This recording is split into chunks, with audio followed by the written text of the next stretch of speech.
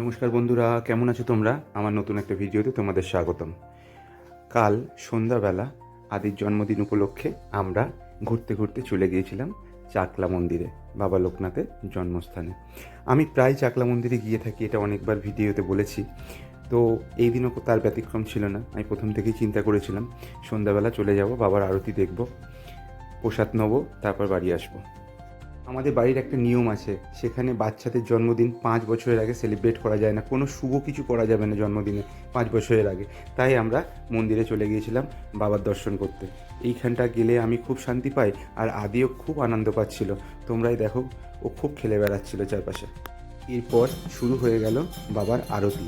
সন্ধ্যাবেলার আরতি যারা যারা দেখেছো তাদের নিশ্চয়ই ভালো লেগেছে। আমার তো ভীষণ ভালো লাগে, বেশ কয়েকবার গিয়েছি। তবে হ্যাঁ, যারা কাছে পিঠে আছো তারাই যেতে পারবে, কারণ দূর থেকে আসা সম্ভব হয় না। তো আমরা আরতিটা অনেকক্ষণ ধরে দেখলাম, বসেছিলাম বাবার সামনে। মন্দিরে কিন্তু বেশ অনেক দর্শনার্থী এসেছিল বাবাকে দর্শন করতে। আর তারপর শুরু হলো মন্দিরের প্রসাদ বিতরণ। আমরাও লাইনে দাঁড়িয়ে পড়ে বাবার প্রসাদ নিলাম। তারপর আরও কিছুটা সময় আমরা মন্দিরে কাটালাম, কারণ আদি খুব ছোটাছুটি করে খেলতে ভালোবাসে, আনন্দ পাচ্ছে। সেই জন্য আমি চাইছিলাম ও আরেকটু বেশি আনন্দ করুক, কারণ এই তো বাড়ি চলে গেলে আবার ঘরের মধ্যে বন্দি হয়ে যাবে।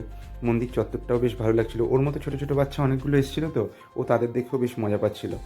এই অনেকক্ষণ সময় কাটানোর পর আমরাও একটা মানসিক শান্তি পেলাম।